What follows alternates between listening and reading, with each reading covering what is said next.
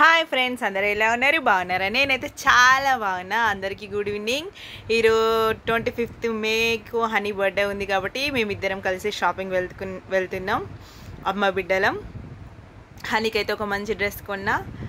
తర్వాత హనీ అంది ఒక జ్యూస్ తాగుదామని చల్లగా ఈవినింగ్ టైంలో ద్రాక్ష పండ్ల జ్యూస్ తాగినా, హనీ ఆరెంజ్ జ్యూస్ తాగింది.